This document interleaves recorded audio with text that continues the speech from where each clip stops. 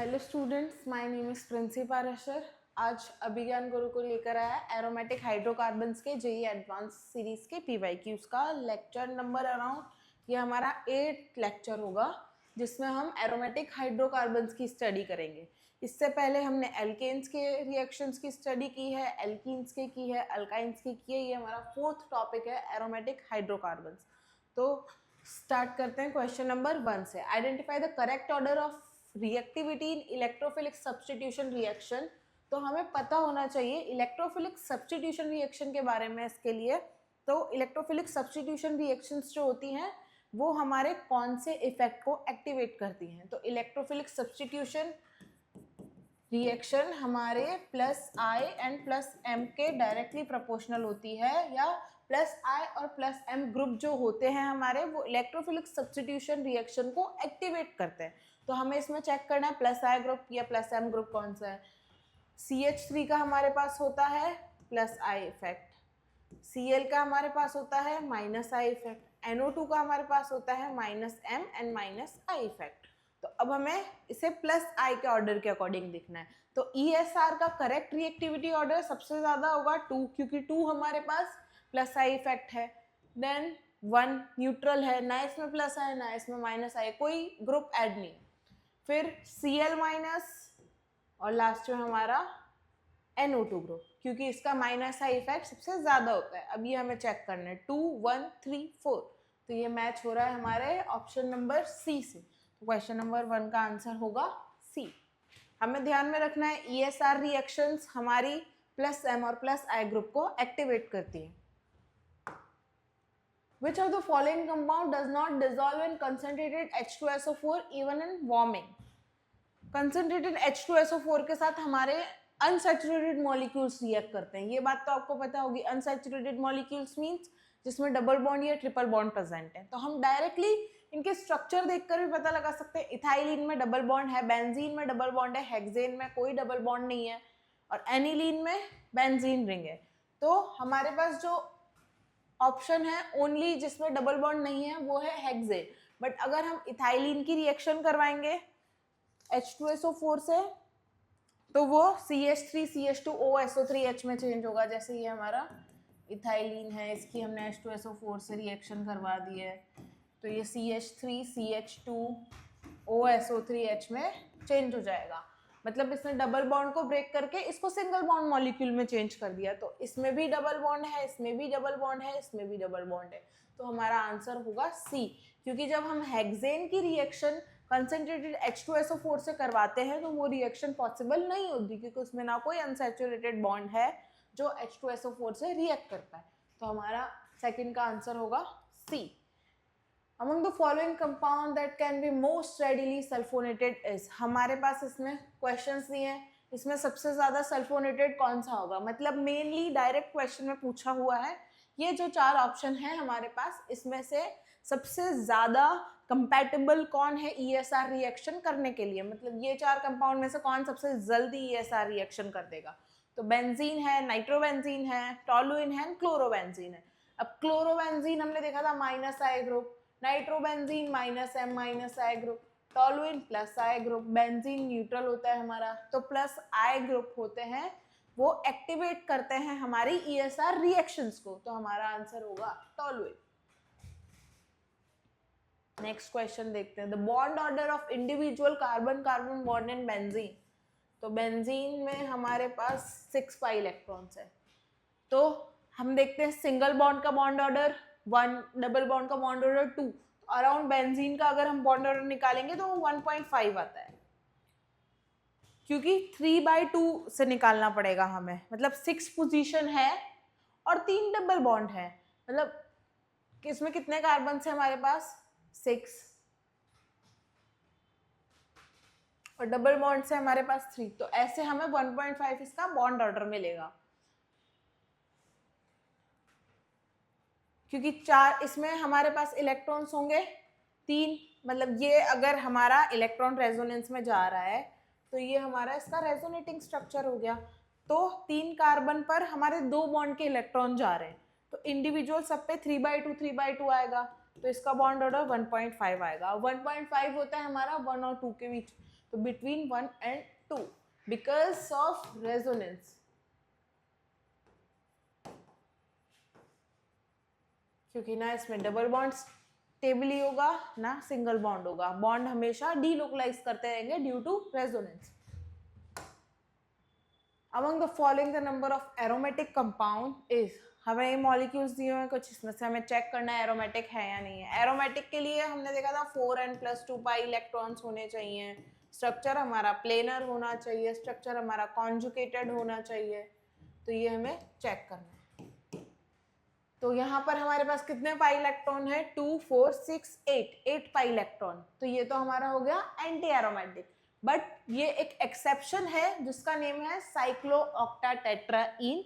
ये anti aromatic भी नहीं होता क्योंकि ये नॉन प्लेनर स्ट्रक्चर है, ये बैंड हो जाता है चेयर फॉर्म में या बोर्ड फॉर्म में, किसी भी फॉर्म में तो ये बैंड हो जाएगा, तो इस वजह से ये एक्सेप्शन है। ये एंटी एरोमेटिक भी ना होकर ये हमारा नॉन एरोमेटिक होता है।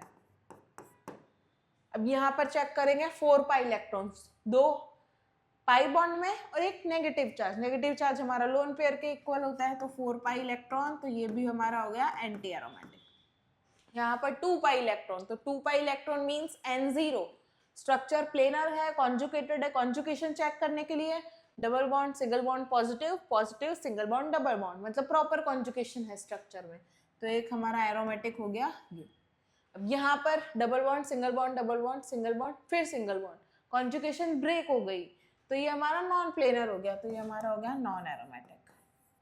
अब यहाँ पर चेक करेंगे 2 4 6 पाई इलेक्ट्रॉन्स, प्लेनर है, कॉन्जुगेशन है, double bond single bond positive charge single bond double bond, मतलब प्रॉपर्ली कॉन्जुगेशन है रेजोनेंस की, तो ये भी हमारा हो गया एरोमेटिक। नेक्स्ट चेक करते हैं, यहाँ पर 4 पाई इलेक्ट्रॉन है, 4 पाई इलेक्ट्रॉन किस केस में होते हैं, एंटी एरोमेटिक के केस में, तो ये हमारा हो गया एंटी एरोमेटिक कंपाउंड।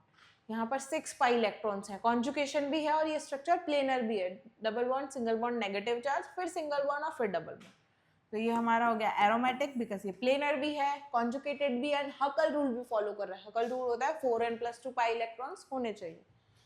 अब यहाँ चेक करते हैं, यहाँ पर ये कॉन्जुगेशन ब्रेक हो गई है, sp3 कार्बन आ गया, तो ये हमारा हो गया नॉन एरोमेटिक। यहाँ पर चेक करते हैं, ये डबल बॉन्ड कॉमन है इस रिंग में भी और इस रिंग में भी, यहाँ पर प्रॉपर कॉन्जुगेशन है, पाई इलेक्ट्रॉन्स चेक करेंगे तो 6 7 8 9 10 11 12, तो यहाँ पर 12 पाई इलेक्ट्रॉन्स, अगर हम वैल्यू 6 6 12 12 और 2 14 पाई इलेक्ट्रॉन। अब 14 पाई इलेक्ट्रॉन मतलब n की वैल्यू अगर हम 3 पुट कर देंगे तो यहाँ पर 14 पाई इलेक्ट्रॉन्स आ जाएंगे। प्लेनर है, हाँ प्लेनर है, कॉन्जुगेशन है, हाँ कॉन्जुगेशन है, double bond single bond double bond single bond, ये डबल बॉन्ड फिर सिंगल बॉन्ड डबल बॉन्ड, मतलब प्रॉपर्ली कॉन्जुगेटेड है, प्लेनर है, हकल रूल फॉलो कर रहा है क्योंकि 14 पाई इलेक्ट्रॉन्स हैं, तो ये भी हमारा हो गया एरोमेटिक। तो हमारे पास टोटल 4 कंपाउंड्स हैं जो एरोमेटिक है, एक यहाँ पर, एक ये, एक, तो 4 टोटल एरोमेटिक कंपाउंड्स हैं हमारे पास। The bond dissociation energy needed to the form of benzyl radical from toluene is, अब बेंजाइल रेडिकल बनाते हैं पहले हम, ये बेंजाइल होता है और यहाँ पर एक हाइड्रोजन अगर हम हटा देंगे और रेडिकल बना देंगे तो ये हमारा हो गया बेंजाइल रेडिकल और ये हमारा हो गया मिथाइल रेडिकल। अब हमें पूछा है bond dissociation energy benzyl radical की, जो टोलुएन से बेंजाइल रेडिकल फॉर्म हुआ है और जो मीथेन से मिथाइल रेडिकल फॉर्म हुआ है, इसमें से किसकी ज्यादा होगी। अब पहले हमें चेक करना है स्टेबल कौन है, तो stability of free radical inversely proportional होती है हमारी बॉन्ड डिसोसिएशन एनर्जी के।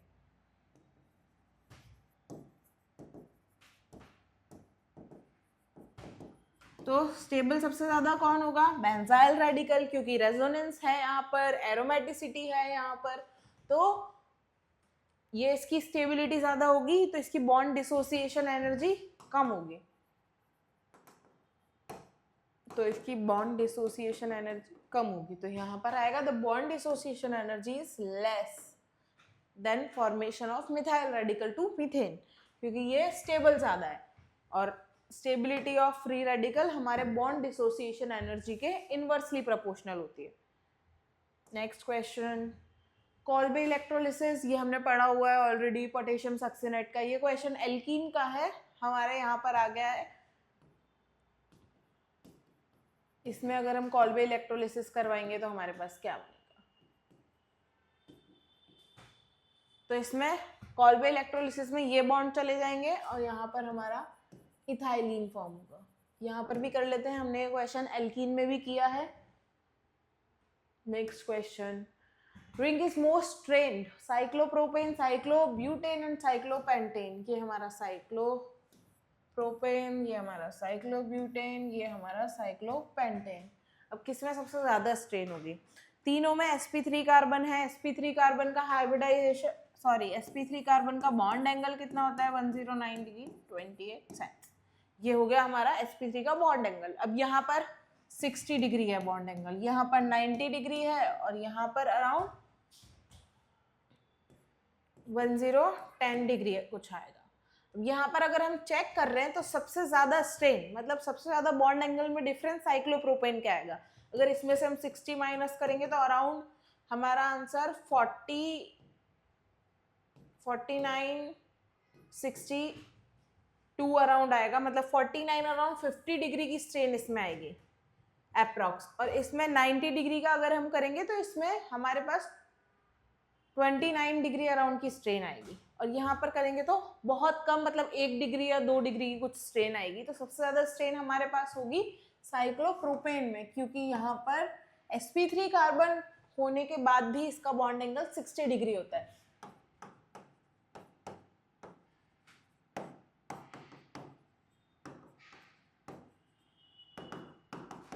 तो 109 डिग्री 28 सेंस माइनस 60 डिग्री करेंगे हम तो 40 और 9 49 और 28 इसमें से होंगे तो 49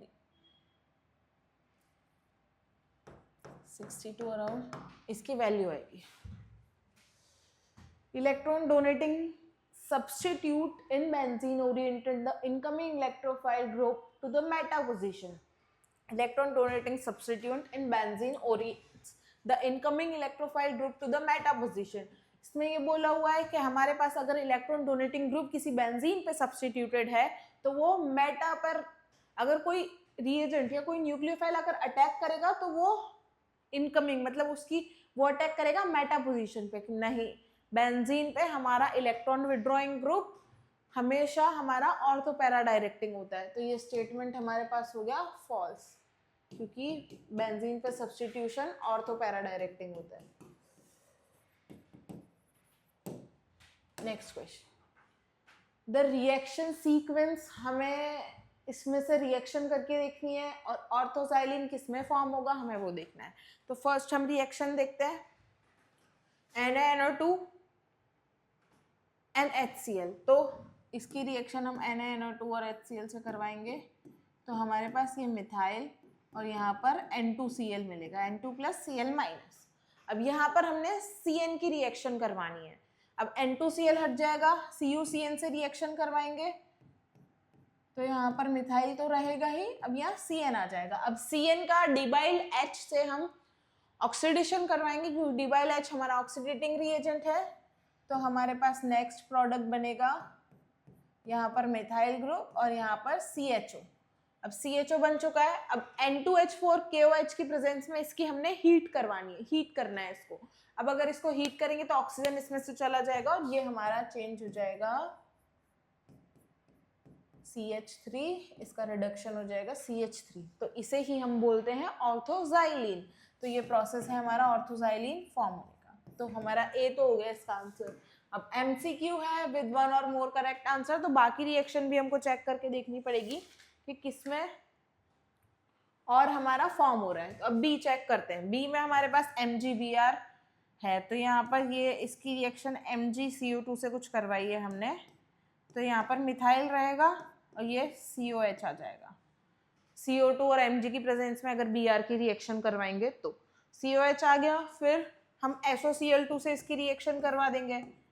अब SOCl2 से रिएक्शन के बाद हाइड्रोजन यहाँ से चला जाएगा और ये कार्बोनिल क्लोराइड में चेंज हो जाएगा। ये मिथाइल और ये COCl। अब COCl में चेंज हो गया। अब इसका हमने करवाना है H2PDBSO4 के में रिडक्शन। COCl का रिडक्शन करवाने जाएंगे तो ये भी सेम अल्डिहाइड में चेंज हो जाएगा। और फिर अगर ये अल्डिहाइड में चेंज हो गया और फिर उसके बाद हम इसका जिंक Hg से अल्डिहाइड को जैसे हमने यहाँ चेंज किया है, देखो HTPDBSO4, इसका हम रिडक्शन करवाएंगे तो यहाँ CHO, देन मिथाइल और फिर जिंक Hg की फॉर्म में CHO हमारा चेंज हो जाएगा, मिथाइलेशन हो जाएगा यहाँ पे। तो ये CH3 और ये CH3, तो B भी बन गया हमारा ओजाइलिन, मतलब ऑर्थोजाइलिन। तो हमारा आंसर हो गया A एंड B।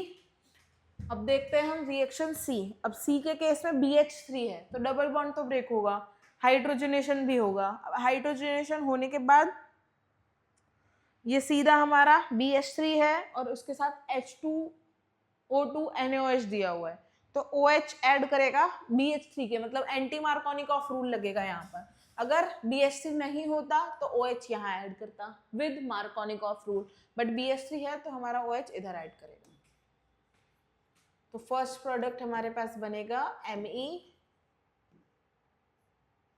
ये OH, ये दोनों की रिएक्शन हो गई। अब सेकेंड हमें दिया है PbR3 और जिंक डाइल्यूट HCl। अब PbR3 की प्रेजेंस में ब्रोमीन वहां ऐड हो जाएगा, ब्रोमीन के ऐड होने के बाद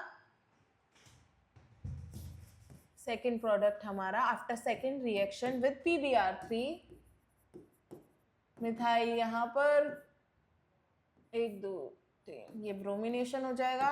फिर इसके बाद हमारे पास है जिंक डाइल्यूट HCl। अब जिंक डाइल्यूट HCl के केस में हम Br को हटा देंगे और नीचे हमारा इथाइल आ जाएगा, मिथाइल और इथाइल। तो ये हमारा ऑर्थोजाइलिन नहीं है, तो C हमारा नहीं हुआ। अब हम चेक करते हैं D। तो ये हमारी B की रिएक्शन मैं रफ कर देती हूँ, यहाँ पर हम देखेंगे हमारा D। अब D में हमें ये रिंग ब्रेक करनी पड़ेगी, तभी हमारा कुछ ऑर्थोजाइलिन या कुछ ऐसा बन सकता है। तो रिंग पहले ब्रेक करने के लिए इसकी रिएक्शन ओजोनोलिसिस करवाइए, तो ऊपर भी डबल बॉन्ड और नीचे भी डबल बॉन्ड, मतलब हम इस रिंग को ऐसे लिख सकते हैं,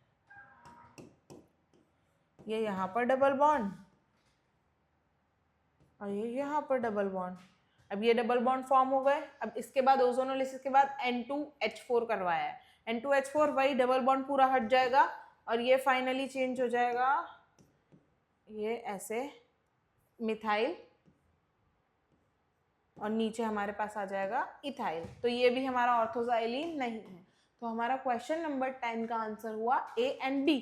इसके केस में आपको पता होना चाहिए पहले कि रिएक्शन में क्या क्या रिएजेंट यूज में हुए हैं। जैसे NaNO2HCl लेंगे तो ये डाइअजोनियम सॉल्ट में चेंज होगा, जो कि है N2+Cl-।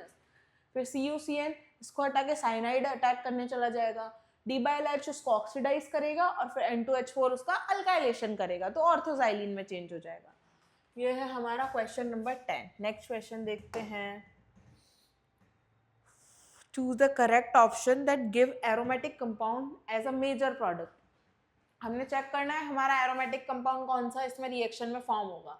अब यहाँ पर हमें दिया हुआ है NaOH। NaOH HBr को निकालेगा यहाँ से, तो यहाँ से तो निकालेगा नहीं, डबल बॉन्ड है, यहीं से निकालेगा, तो फाइनल प्रोडक्ट हमारा बनेगा ये। तो ये हमारा है एंटी एरोमेटिक, एरोमेटिक नहीं है, 4 पाई इलेक्ट्रॉन्स है इसमें, हमें 4n+2 पाई इलेक्ट्रॉन्स चाहिए। अब हमारे केस में यहाँ पर है alcoholic KOH NaNH2 and red hot iron tube, तो इससे हमारा ये एसिटाइलिन में चेंज हो जाएगा, जिसमें 3 कार्बन है। तो फर्स्ट हमारा ये CH3 with CH3 2 bar HBr निकल जाएगा यहाँ से, CH3C इसमें चेंज हो गया। अब रेड हॉट आयरन ट्यूब में हमने देखा है हम लोग करवाते हैं एरोमेटाइजेशन, तो 3 मॉलिक्यूल हम इसके ले लेंगे और ये हमारा चेंज हो जाएगा, काइंड ऑफ मेसिटाइलिन बनेगा ये हमारा है एरोमेटिक। तो हमारा आंसर हो गया B। अब चेक करेंगे NaOMe। अब NaOMe यहाँ से हाइड्रोजन यहाँ पर अपने ऑक्सीजन वाले लोन पेयर देगा, तो हमारा ये हो जाएगा यहाँ पे माइनस चार्ज और इधर हमारा फॉर्म होगा क्लोरीनेशन हो जाएगा सब कार्बन पे, एक्सेस में लिया है। तो अब हमने चेक करना है इन दोनों प्रोडक्ट्स में कौन सा एरोमेटिक है। यहाँ पर 6 पाई इलेक्ट्रॉन्स हैं, एरोमेटिक है, यहाँ तो नॉन एरोमेटिक कंपाउंड है, तो हमारा आंसर होगा बी एंड सी। सी के केस में NaOMe में हमने अटैक करवाया तो वो इलेक्ट्रॉन डोनेट करेगा, मतलब इलेक्ट्रॉन देगा एक्सेस में, तो वहां पर नेगेटिव चार्ज, और यहाँ पर Na हमारा पॉजिटिव चार्ज, क्योंकि OMe हमारा इलेक्ट्रॉन विड्रॉइंग ग्रुप है, सॉरी इलेक्ट्रॉन डोनेटिंग ग्रुप है, +M+M। ये हो गया question number 11, answer is B and C. 12, among the following reaction which give tertiary butyl benzene as the major product। अब हमें इनकी एक एक की रिएक्शन कर कर देखनी पड़ेगी पहले। तो फर्स्ट रिएक्शन है हमारे पास बेंजीन के ऊपर हमने ये लगाया हुआ है, तो पहले हमें ये रिएक्शन करवानी पड़ेगी NaOC2H5। यहाँ पर ये सोडियम सॉल्ट में दिया हुआ है, मतलब अल्कोहल में से हाइड्रोजन हटा के उसका Na ऐड कर दिया है, तो इसमें कोई एसिडिक या बेसिक इतना हम वो लगा नहीं सकते, एसिडिक या बेसिक नेचर का, क्योंकि सॉल्ट फॉर्म में है। तो हमें ये दिया हुआ है Br।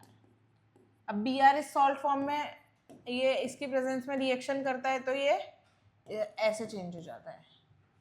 अब इसकी रिएक्शन अगर हम बेंजीन रिंग से करवाएंगे तो हमारा टर्शियरी ब्यूटाइल फॉर्म नहीं होगा, क्योंकि ये जाकर डायरेक्ट यहाँ अटैक कर लेगा, ये फॉर्म ही नहीं होगा। डबल बॉन्ड से कैसे रिएक्शन करेगा बेंजीन रिंग, वहां पर ऑलरेडी डबल बॉन्डेड है,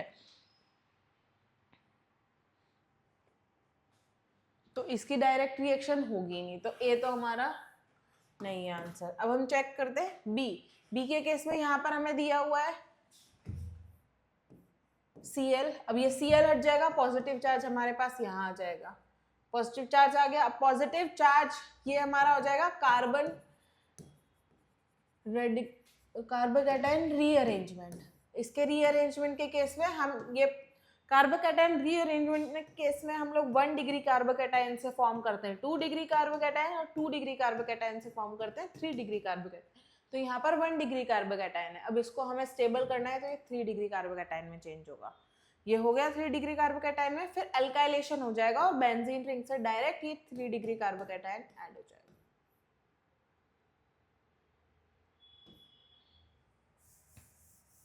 तो ये हमारा बन जाएगा टर्शियरी ब्यूटाइल बेंजीन। तो हमारा आंसर हो गया बी। अब चेक करते हैं सी के केस में हमारे पास H2SO4 है विद दिस रिएक्शन। फर्स्ट में हमारे पास ये तो बन गया था, पर इसके बाद हमारे पास रिएक्शन करने कोई एसिड या H+ प्रेजेंट नहीं था जिससे हम रिएक्शन करवा पाए। यहाँ पर क्योंकि H+ की जगह पर Na दिया हुआ है और यहाँ पर H+ है, तो हम इसकी reaction in presence of H2SO4 करवाएंगे, तो ये हमारा हाइड्रोजन चला जाएगा, हाइड्रोजन का एडिशन होगा, तो हाइड्रोजन जहाँ जाता है जहाँ ज़्यादा हाइड्रोजन होते हैं, तो हाइड्रोजन इधर आएगा और पॉजिटिव चार्ज यहाँ पर आएगा, तो ये डायरेक्ट अटैक कर देगा जैसा हमने रिएक्शन बी में किया है, और फाइनली हमारा प्रोडक्ट फॉर्म हो जाएगा टर्शियरी ब्यूटाइल। ये हमारा बन जाएगा। अब हम देखते हैं सी भी हो गया हमारा आंसर। डी के केस में देखते हैं, डी और be kind of similar structure है। इधर हमने लिविंग ग्रुप के फॉर्म में क्लोरीन रिमूव किया था, यहाँ पर हम लिविंग ग्रुप के फॉर्म में OH रिमूव करेंगे, और यहाँ पर सेम ऐसे पॉजिटिव चार्ज आएगा और फिर रीअरेंजमेंट के बाद हमारा पॉजिटिव चार्ज यहाँ जाएगा और इसके बाद ये पॉजिटिव चार्ज जाके अटैक कर देगा यहाँ पर, तो यहाँ भी हमारा फॉर्म हो जाएगा टर्शियरी ब्यूटाइल बेंजीन। तो हमारा इसका आंसर होगा बी, सी एंड डी।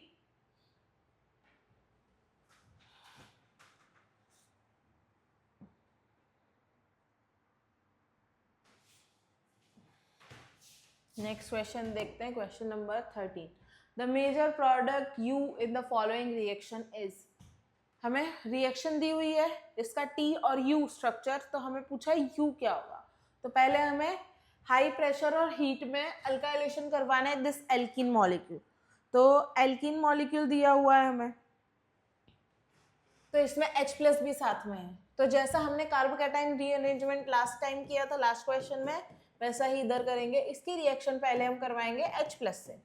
अब H+ से हमने इसकी रिएक्शन करवा दी, तो हमारा हाइड्रोजन मार्कोनिकॉफ रूल के अकॉर्डिंग हाइड्रोजन जहाँ मूव करता है जहाँ हाइड्रोजन ऑलरेडी ज़्यादा, तो यहाँ पर CH2 के पास हाइड्रोजन आ जाएगा और यहाँ पर CH पे पॉजिटिव चार्ज आ जाएगा। CH पे पॉजिटिव चार्ज आ गया। अब इसकी रिएक्शन हमने करवानी है बेंजीन से, तो इसके बाद ये हमारा फॉर्म हो जाएगा बेंजीन के ऊपर CH और इधर CH3 और यहाँ पर भी CH3, तो इसको बोलते हैं क्यूमीन।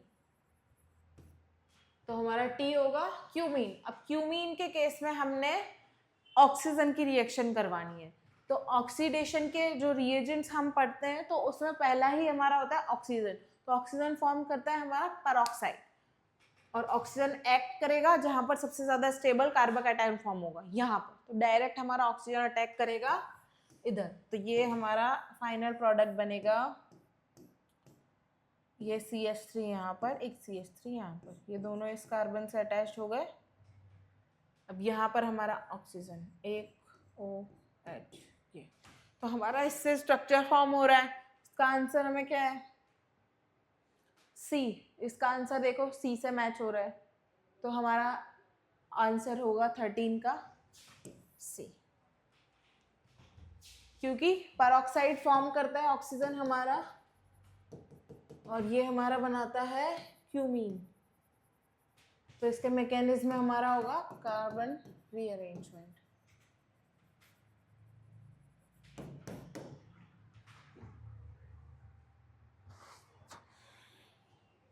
नेक्स्ट क्वेश्चन देखते हैं। Among PQRS the aromatic compound is, इसमें हमें रिएक्शन करवानी है और चेक करना है एरोमेटिक कंपाउंड्स कौन से हैं, एक से ज्यादा हैं या सारे हैं वो। तो फर्स्ट हम इसकी रिएक्शन करवाएंगे, तो ये चेंज हो जाएगा AlCl3 से, यहाँ पर पॉजिटिव चार्ज आ जाएगा और ये AlCl4- में चेंज हो जाएगा। तो ये चेंज हो गया। अब 2 pi electron, 2 pi electron means aromatic ring, तो हो गया हमारा P इज एरोमेटिक। फिर यहाँ पर NaH। अब NaH के केस में हमने देखा था लास्ट में, हमने एक एरोमेटिक कंपाउंड वाली सेम रिएक्शन करी थी, तो यहाँ पर नेगेटिव चार्ज और यहाँ पर Na+ आ जाता है।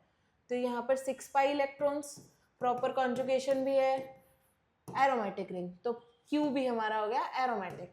अब चेक करते हैं इधर, यहाँ पर हमारा डबल बॉन्ड O, ये ऐसे ये आ जाएगा। अब यहाँ पर ये जो हाइड्रोजन हमारे दिए हुए हैं अमोनिया वाले, वो ये ऑक्सीजन, कीटोन ऑक्सीजन से मिलकर H2O वाटर मॉलिक्यूल निकाल लेंगे। तो ये हमारा हो गया, जैसे यहाँ पर ये हाइड्रोजन आ गए, NH4 के 2 मॉलिक्यूल है हमारे पास, तो ये NH4 एक मॉलिक्यूल NH4 का यहाँ से वाटर मॉलिक्यूल निकाल लेगा, तो डबल बॉन्ड इधर शिफ्ट हो जाएंगे। तो फाइनल प्रोडक्ट हमारा बनेगा ये नाइट्रोजन लोन पेयर, ये हमारा बन गया फाइनल प्रोडक्ट। अब इसमें चेक करना है हमने, एरोमेटिसिटी है 2 4 6 पाई इलेक्ट्रॉन, कॉन्जुगेशन भी है, तो ये भी हमारा हो गया एरोमेटिक, तो हमारा R भी हो गया एरोमेटिक। अब HCl से रिएक्शन करवाएंगे, तो HCl के केस में ऑक्सीजन पे नेगेटिव चार्ज, इस पर पॉजिटिव चार्ज। अब पॉजिटिव चार्ज अगर यहाँ पर होगा तो यहाँ पर पॉजिटिव चार्ज, और ये हमारा हो गया, तो 1 2 3 6 पाई इलेक्ट्रॉन, ये भी हो गया हमारा एरोमेटिक। तो इसका आंसर हमारा होगा ABCD, चारों हमारे रिएक्शन में एरोमेटिक कंपाउंड्स फॉर्म होंगे। तो इसका पूरा आंसर हमारे पास ABCD है, क्योंकि AlCl3 से रिएक्शन करवाएंगे तो वो पॉजिटिव चार्ज लाएगा, NaH से रिएक्शन करवाएंगे तो वो नेगेटिव चार्ज लाएगा, क्योंकि Na खुद पॉजिटिव में रहेगा, और यहाँ पर हम वाटर मॉलिक्यूल निकल जाएगा और नाइट्रोजन वाली पायरोल पायरोल रिंग फॉर्म हो जाएगी, और यहाँ पर इधर हमारा 7 मेंबर रिंग में पॉजिटिव चार्ज आ जाएगा जिसमें 6 पाई इलेक्ट्रॉन्स होंगे, तो वो हमारा एरोमेटिक हो जाएगा।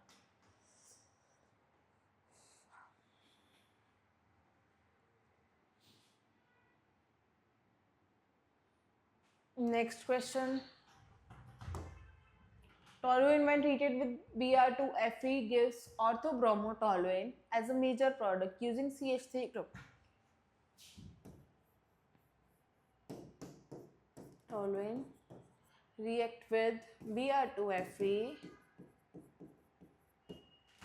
gives orthobromotoluene as a major product because CH3 group is orthopara directing.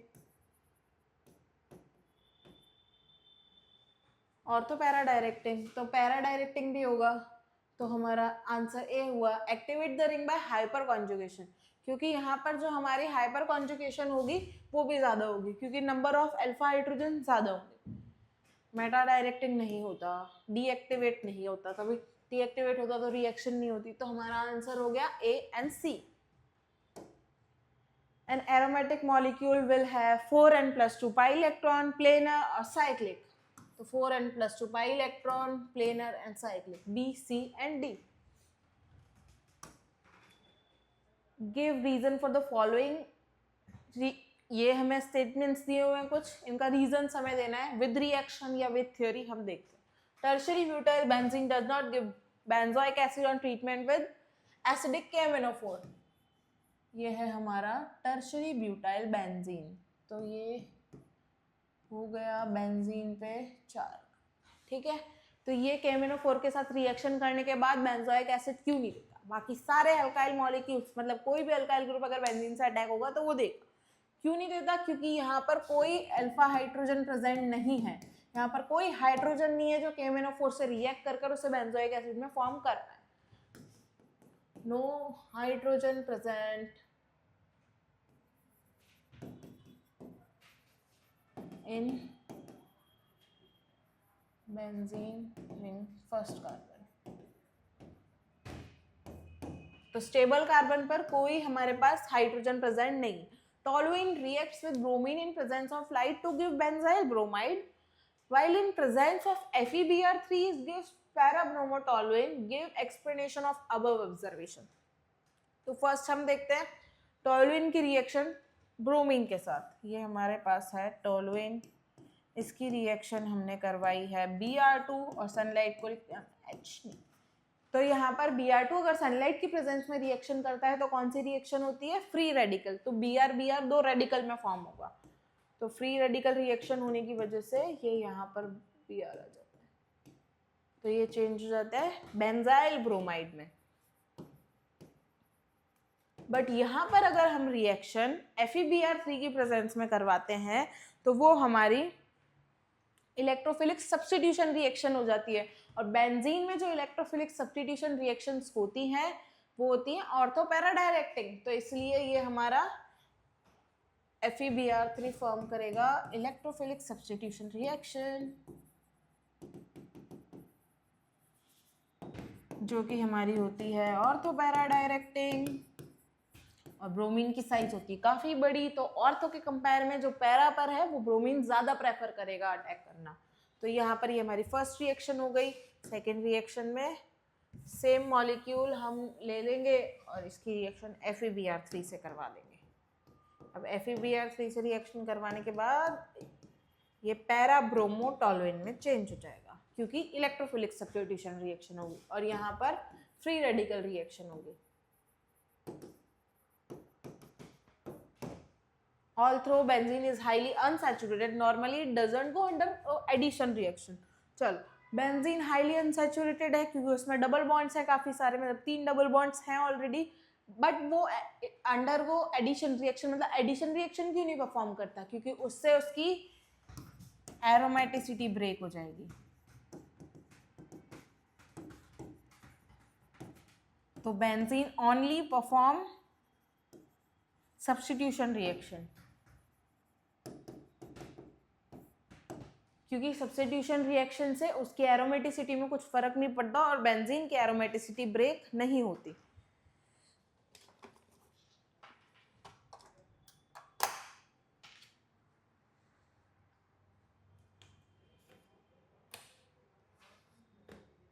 Next question देखते हैं, question number 18। Write the structure formula of major product in each the following reaction. यहाँ पर हमें रिएक्शंस करवानी है, तो पहले ये यहाँ से HBr उड़ाएगा, HBr गया तो स्टेबल रेडिकल हमारा फॉर्म होगा CH3, यहाँ पर पॉजिटिव चार्ज, ये रेडिकल फॉर्म हो गया कार्बोकैटायन रीअरेंजमेंट से। अब एनहाइड्रस AlCl3 हमारा अल्काइलेशन करवाता है। अब अल्काइलेशन के केस में हमारे पास इधर मेजर प्रोडक्ट फॉर्म होगा, मिथाइल हमारा ऑर्थो पैरा डायरेक्टिंग ग्रुप है, तो हम ऑर्थो पे लगाएंगे तो स्टेरिक हिंड्रेंस ज़्यादा बढ़ जाएगी, तो हमारा फाइनल प्रोडक्ट फॉर्म होगा इधर मिथाइल और यहाँ पर CCH3 थ्राइस। तो ये हमारा फर्स्ट का प्रोडक्ट हो गया। सेकेंड है हमारे पास C6H5C2H5 के प्रेजेंस में हम करवाएंगे Br2 की हीट एंड लाइट से रिएक्शन। तो यहाँ पर हम पहले Br ऐड करवा देंगे स्टेबल में। तो ये हमारा बेंजीन रिंग है, यहाँ पर CH3 CH2, यहाँ पर हमने करवानी है Br की रिएक्शन हीट और लाइट की प्रेजेंस में। तो Br कहाँ अटैक करना प्रेफर करेगा? यहाँ पर, क्योंकि यहाँ पर बेंजीन के साथ वो सब्स्टिट्यूशन में रहेगा। तो ये यहाँ पर Br ऐड हो जाएगा, CH इधर Br और यहाँ पर CH3। अब हमने इसकी रिएक्शन करवानी है NaCN से। तो यहाँ पर साइनाइड हमारा न्यूक्लियोफाइल है, इसमें साइनाइड आयन, साइनाइड आयन आके अटैक करेगा और ब्रोमीन को वहाँ से भगा देगा। तो यहाँ पर हमारा फाइनल प्रोडक्ट बनेगा CH CN और CH3। तो ये हमारा हो गया रिएक्शन नंबर सेकंड का फाइनल प्रोडक्ट। अब इसमें थर्ड में हमने रिएक्शन करवानी है H2SO4 के साथ, सेम एसिडिक कंडीशन। तो OH दिया हुआ है, एसिडिक कंडीशन दी हुई है, मतलब वाटर मॉलिक्यूल निकलेगा इस कंडीशन में। तो फॉर्म हमारा वही होगा। देखो यहाँ पर हमें दिया हुआ है CH3 CH3 CH CH2 OH। अब यहाँ पर ये एसिडिक कंडीशन में दिया है, तो कार्बोकैटायन पहले यहाँ आएगा। स्टेबल करने के लिए कार्बोकैटायन रीअरेंजमेंट करवाएंगे। तो फाइनल प्रोडक्ट हमारा ये फॉर्म हो गया कार्बोकैटायन। अब इसका हमें एडिशन करवाना है C6H6 पे, मतलब बेंजीन पे। तो इसका भी हमारा फाइनल प्रोडक्ट बनेगा CCH3 थ्राइस। ये हमारा हो गया थर्ड का फाइनल प्रोडक्ट। हमारे पास है रिएक्शन नंबर फोर्थ में भी सेम चीज करनी है। कार्बोकैटायन पहले यहाँ फॉर्म होगा, इसको स्टेबल करने के लिए मिडिल में लाएंगे। मिडिल में ले आए तो इसका कार्बोकैटायन बनेगा ये। अब ये रिएक्शन करवा देगा बेंजीन पे, तो इसका फाइनल प्रोडक्ट भी सेम बनेगा CCH3 थ्राइस। तो ये हमारा हो गया क्वेश्चन नंबर 18। नेक्स्ट क्वेश्चन देखते हैं। Show the step to carry out the following transformation. अब हमें इनमें प्रिपरेशन ट्रांसफॉर्मेशन रिएक्शंस करनी है। पहले हमें इथाइल बेंजीन से बेंजीन बनाना है। तो पहले हमें इथाइल बेंजीन का स्ट्रक्चर आना चाहिए। ये है हमारा इथाइल बेंजीन। इससे हम बेंजीन कैसे बनाएंगे? तो इससे बेंजीन बनाने के लिए पहले हमें इसका KMnO4 से रिएक्शन करवाना पड़ेगा। हमने देखा था कोई भी अल्काइल ग्रुप अगर हमारी बेंजीन रिंग पर अटैच्ड है तो उसकी अगर हम KMnO4 से रिएक्शन करवाएंगे तो वो चेंज हो जाएगा बेंजोइक एसिड में।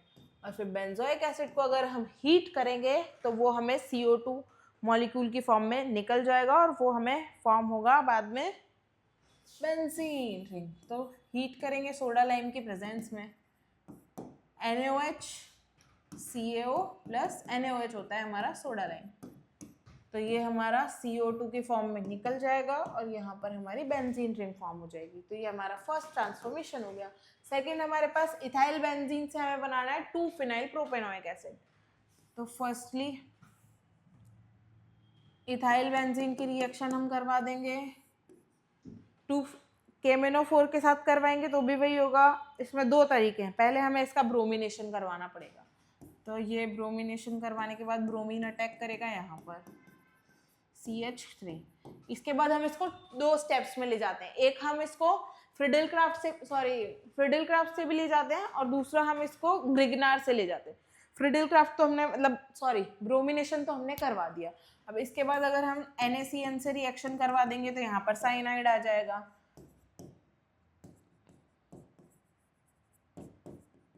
और अगर हम इसका MgBr से रिएक्शन करवा देते हैं, अल्काइल MgBr से, जो कि हमारा होता है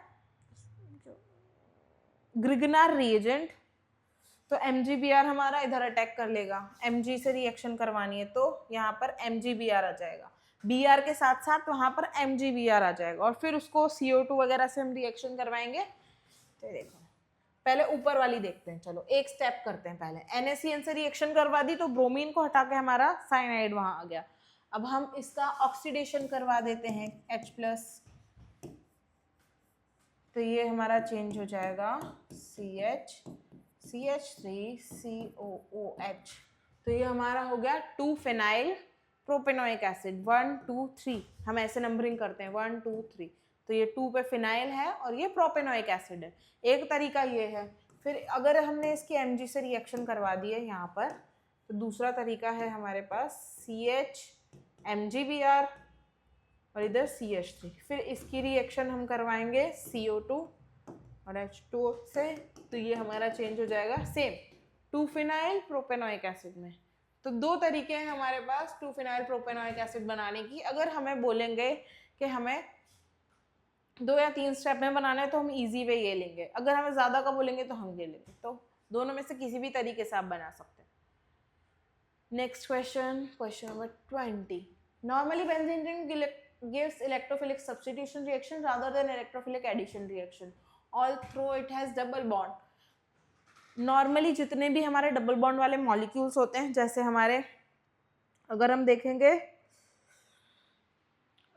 एल्कीन्स, जो चेन एल्कीन्स होते हैं, चेन अल्काइंस होते हैं, वो इलेक्ट्रोफिलिक एडिशन रिएक्शंस देते हैं। जैसे हम HBr का एडिशन करवाते हैं, HCl का एडिशन करवाते हैं, HOH का एडिशन करवाते हैं, X2CCl4 से कोई एडिशन करवाते हैं, तो वो हमारे एडिशन रिएक्शंस देते हैं। But benzene ring addition reaction क्यों नहीं देता? Due to its aromaticity. अगर बेंजीन रिंग एडिशन रिएक्शन देगा तो उसकी एरोमेटिसिटी ब्रेक हो जाएगी और वो एरोमेटिक नहीं रहेगा, और एरोमेटिक रिंग सबसे ज़्यादा स्टेबल कंपाउंड्स हैं, तो इसलिए वो इलेक्ट्रोफिलिक एडिशन रिएक्शंस ना देकर इलेक्ट्रोफिलिक सब्स्टिट्यूशन रिएक्शंस देते हैं सिर्फ, क्योंकि इसमें benzene ring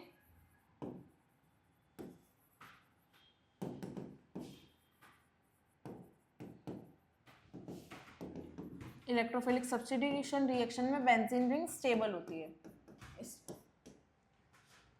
next question, arrange the following in increasing order of towards sulphonation with fuming sulphuric acid. ये वही है हमारे पास बेंजीन, टॉलुइन। हमें देखना है सल्फोनेशन क्या होता है, electrophilic substitution reaction. Sulphonation electrophilic substitution है, मतलब वो प्लस आयन और प्लस आई ग्रुप जो हमारे पास आएंगे वो इसको एक्टिवेट करेंगे, मतलब जिसमें प्लस आयन और प्लस आई ग्रुप ऐड होगा वो ज्यादा रिएक्टिव होगा टुवर्ड्स सल्फोनेशन। तो इसमें सबसे ज्यादा है हमारा OCH3 जिसका प्लस M ग्रुप सबसे ज्यादा होता है। फिर ये हमारा प्लस आए, ये हमारा माइनस आए, तो हमारा इंक्रीजिंग ऑर्डर लिखना है। तो सबसे कम हमारा होगा 4th का, नंबरिंग दे देते हैं, सबसे कम 4, फिर 1, फिर 2 और सबसे ज़्यादा होगा 3 का, क्योंकि 3 हमारा है वो प्लस M डायरेक्टिंग ग्रुप है, मतलब प्लस M इफेक्ट सबसे ज़्यादा OCH3 शो करता है एज कम्पेयर टू CH3। तो यहाँ पर हमारा इंक्रीजिंग ऑर्डर होगा 4, 1, 2, 3। सल्फोनेशन क्या है हमारा, ESR, electrophilic substitution reaction. Write down the reaction involve the preparation of following using the reagent indicate against in the parenthetics ethyl benzene from benzene। reagents हमें use करने C2H5 PCl5 और anhydrous AlCl3। तो यहाँ पर हमें C2H5 की reaction करवानी है पहले, सॉरी C2H5OH की रिएक्शन करवानी है पहले PCl5 से, तो ये चेंज होगा C2H5Cl में।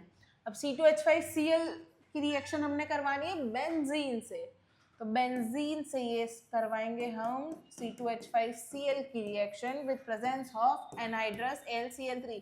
अब हमें पता है ये फ्रिडल क्राफ्ट रिएक्शन है एनहाइड्रस AlCl3 वाली। इसमें क्या होता है, फ्रिडल क्राफ्ट अल्काइलेशन, मतलब अल्काइल ग्रुप जाके ऐड हो जाता है बेंजीन रिंग पे, तो हमारा चेंज हो जाएगा ये इथाइल बेंजीन में। तो ये आज हमारा हाइड्रोकार्बन खत्म होता है। यहाँ पर मिलते हैं नए टॉपिक के साथ नए लेक्चर में। Stay tune. Thank you so much for watching. Bye.